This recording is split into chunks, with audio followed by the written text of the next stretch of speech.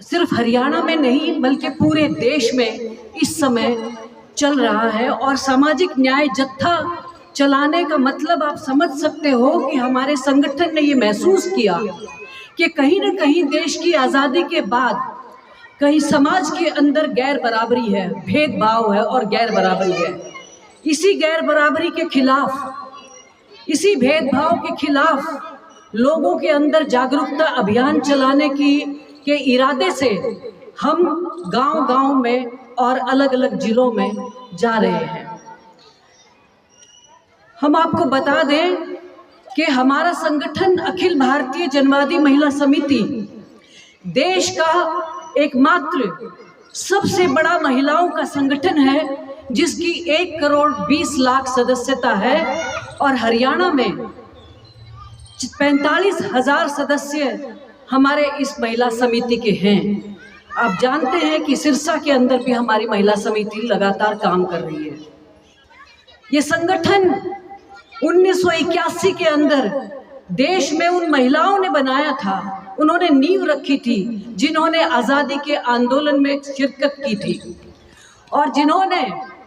आप जानते हैं कि जब अंग्रेज़ों का गुलाम था हमारा देश, उस समय पे बहुत सारे लोग, देश के तमाम तबके के लोग, गरीब अमीर, हर जाति के लोग, हर धर्म के लोग, उन्होंने फांसी के तख्ते को चूमा और देश के लिए शहादतें दी, तब जाके अंग्रेजों से हमें उन गुलामी से आज़ाद हुए थे। तो जो महिलाएं उसके अंदर शामिल थी वही हमारी संस्थापक बनी। बाद में जब ये ज़रूरत महसूस हुई कि अभी देश आज़ाद होने के बाद भी हम गैर बराबर हैं, हम समान नहीं हैं, तो उसी भेदभाव को मिटाने के लिए, उसी संघर्ष के अंदर जाने के लिए हमारे संगठन का निर्माण हुआ 1900 और उनकी नींव रखने वालों में आप देख रहे हैं यहाँ पे कैप्टन लक्ष्मी सहगल, ये फोटो देख रहे हैं आप, ये कैप्टन लक्ष्मी सहगल हैं। इनके अलावा बहुत सारी महिलाओं ने, सैकड़ों महिलाओं ने जिन्होंने आज़ादी के आंदोलन में भाग लिया, वो हमारे संगठन की संस्थापक रही हैं। कैप्टन लक्ष्मी सहगल, जैसे हमारे बलबीर बहन ने बताया आपको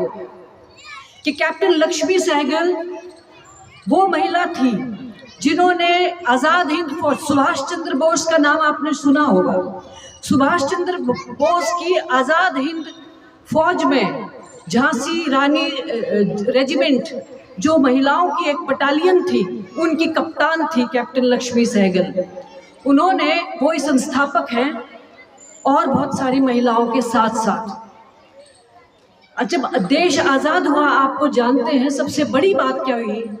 कि हमारा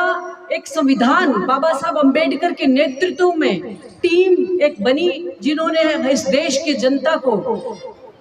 एक संविधान दिया। और उस संविधान के अंदर क्या लिखा था बहनों? संविधान के अंदर ये था कि इस देश के अंदर जो नागरिक पैदा हो गया, चाहे वो किसी भी जात धर्म का हो, चाहे वो अमीर गरीब हो, चाहे गोरा काला किसी भी तरह का हो, जिस देश ने, जिस इंसान ने इस देश के अंदर जन्म लिया है वो बराबर होगा, उसके बराबर मौके दिए जाएंगे, उसके विकास में पूरा योगदान दिया जाएगा, वो बराबर माना जाएगा। ये हमें बाबा साहब अम्बेडकर के नेतृत्व में हमें संविधान दिया गया। लेकिन देश के आज़ादी के 78 साल बाद भी अगर इस आज़ाद हिंदुस्तान में सामाजिक न्याय जत्था चलाने की जरूरत आन पड़ी है, तो आप समझ सकते हैं कि इस देश में गैर बराबरी और भेदभाव को मिटाने के लिए आप सब, इस देश के वंचित तबका, सबको मिलके संघर्ष करके हमें आगे बढ़ना पड़ेगा। और इसीलिए संगठन की जरूरत है, इसीलिए अपने संगठन को मजबूत करने की जरूरत है। आज आप देख सकते हैं कि जो देश की आज़ादी के बाद जो वायदे हमसे किए गए, बहुत सारी चीज़ें हमें हासिल हुए, बहुत सारे कानून हमने बनवाए, और उस समय सभी नागरिकों के दिमाग में ये था कि अब जब अंग्रेज चले गए तो हमें तमाम शोषण से मुक्ति मिलेगी, हमें भेदभाव से मुक्ति मिलेगी, हमें जात पात से मुक्ति मिलेगी, हमें भूखमरी से आज़ादी मिलेगी, हमें बेरोजगारी से मुक्ति मिलेगी और हमें तमाम तरह के भेदभाव से, गैर बराबरी से मुक्ति मिलेगी। लेकिन देश की आज़ादी के इतने साल बाद आज हम देखते हैं कि जो हक अधिकार हमें हासिल हुए थे वो धीरे धीरे पलटने की कोशिश हो रही है। कहीं ना कहीं हमारे सत्ताधारी लोग ये भूल गए हैं, ये लाइट गई, ये रहे हैं कि मुक्ति मिलेगी, लेकिन आज जब पलट हमारे कहीं ना कहीं बहुत दूसरे कामों के अंदर हमारी सरकार शामिल होती है, तो कहीं न कहीं जो वंचित तबके हैं या जो अधिकार हमें मिले थे, इस समय हमें लगता है कि वो पलटने की धीरे धीरे भूलने लगी है हमारी सरकार, कि यहाँ पे आम नागरिकों की एक जरूरत है। आप देखिए कि हमारा देश बहुत ही खूबसूरत, इस दुनिया में बहुत ही खूबसूरत देश है। इस देश की बहुत विविधता है। विविधता का मतलब है कि इस देश में अनेकों भाषाएं हैं, भाषाओं के बोलने वाले लोग हैं, अलग अलग राज्यों की वेशभूषा अलग है, अलग अलग का खान पान अलग है, उनका बोलने के तरीके अलग हैं, उनके रीति रिवाज अलग हैं। तो ये जो विविधता है, जिसमें जो खूबसूरती है हमारे देश की, इस समय वही खूबसूरती खतरे में दिखाई पड़ती है हमें। और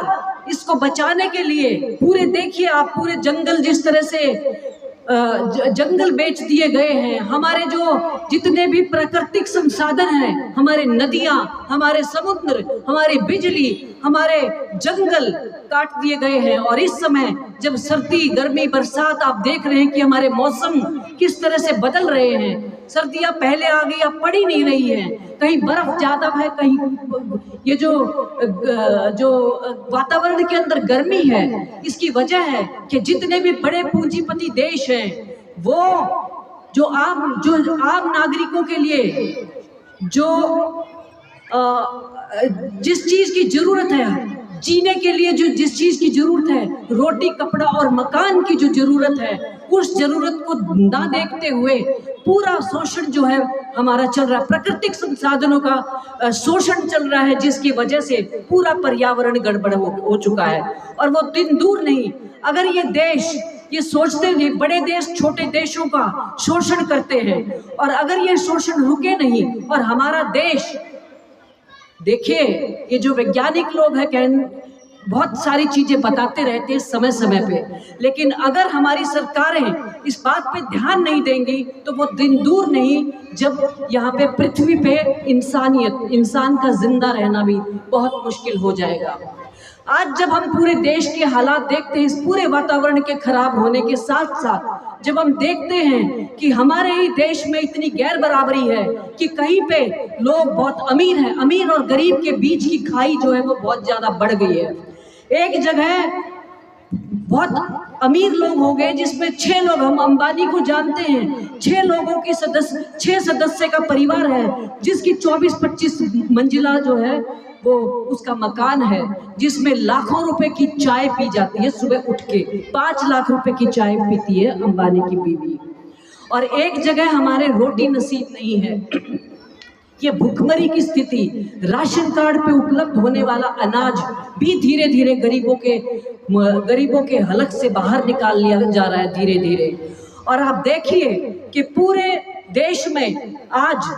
महिलाओं की जो सुरक्षा का मामला है, इस समय पे सबसे ज्यादा खतरनाक मोड़ पे है। छोटी छोटी बच्चियां, अब आप देखिए हमारे घरों के अंदर छोटी छोटी बच्चे कितने खूबसूरत लगते हैं, माँ बाप के दिल का टुकड़ा, जिगर का टुकड़े हमारे बच्चों को कैसे पालते हैं हम।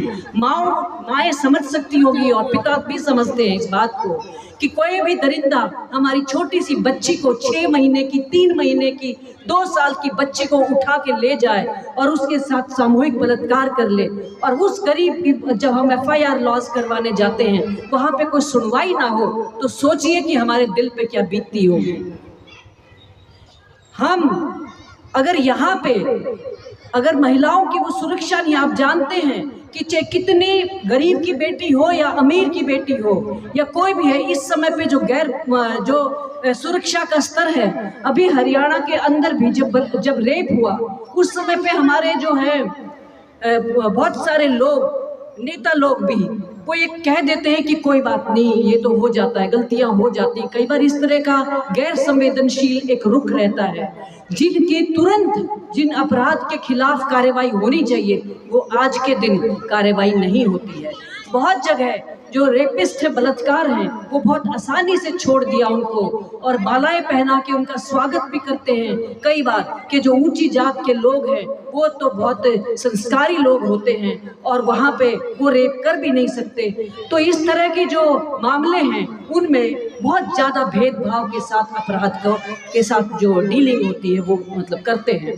तो ये हमारे लिए सबसे बड़ा एक मुद्दा है इस समय पे। आप स्वास्थ्य की स्थिति देखिए, आप शिक्षा की स्थिति देखिए कि इस समय जिस तरह से प्राइवेट जो सरकारी स्कूल हैं, धीरे धीरे वो स्कूल बंद होने की कगार। 4000 स्कूल तो हरियाणा में ही बंद कर दिए। कौन से बंद किए हैं? जो लड़कियों के स्कूल हैं वो बंद किए हैं। तो सीधी सीधी बात है कि लड़कियों को घर के अंदर रखिए, आप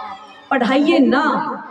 आप, क्योंकि बहुत सारे लोग जो हैं वो एक खास विचार को मानने वाले सरकारें हैं, जिनमें मनुस्मृति एक ग्रंथ है, जिनको मानने वाले लोग हैं। उनका ये मानना है कि गरीबों को और लड़कियों को घर के अंदर रहना चाहिए, बच्चे पैदा करने चाहिए, नौकरियां नहीं करनी चाहिए।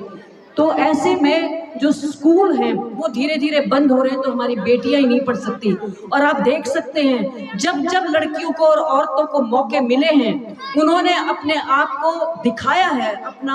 अपना जो उनका हुनर है वो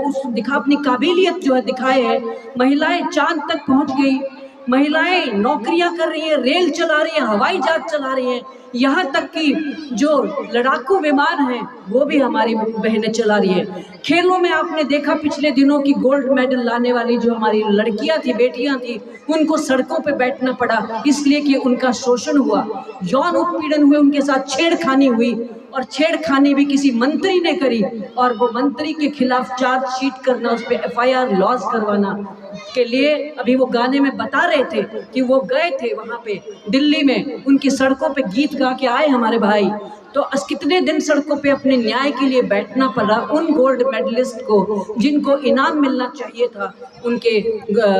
तो ये जो बेटी बचाओ और बेटी पढ़ाओ का नारा हमारे महिला समिति को लगता है कि ये खोखला होता जा रहा है, इसमें दिखावा ज़्यादा है और अमल में कम है। स्वास्थ्य की भी यही स्थिति है कि बहुत सारे प्राइवेट हॉस्पिटल्स यहाँ पे खुल गए हैं और जो सरकारी अस्पताल हैं वो धीरे धीरे उनमें डॉक्टर्स की नियुक्तियां ही नहीं हैं। स्कूल कॉलेज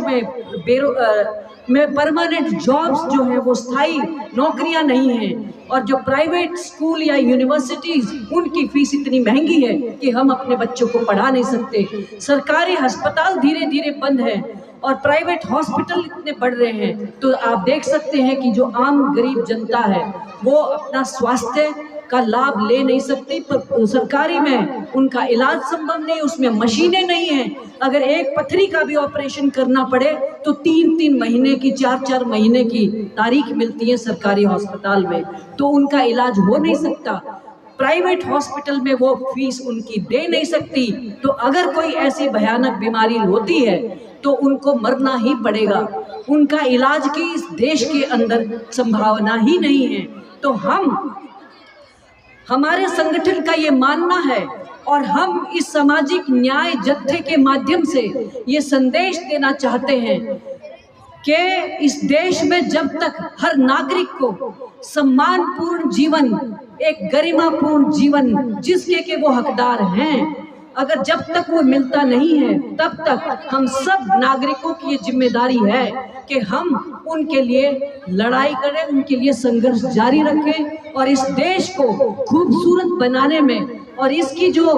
एक गुण है हमारे देश का उसको बचाने में हम सब मिलजुल कर काम करें। इसके बिना कोई चारा नहीं है और यही हमारा संदेश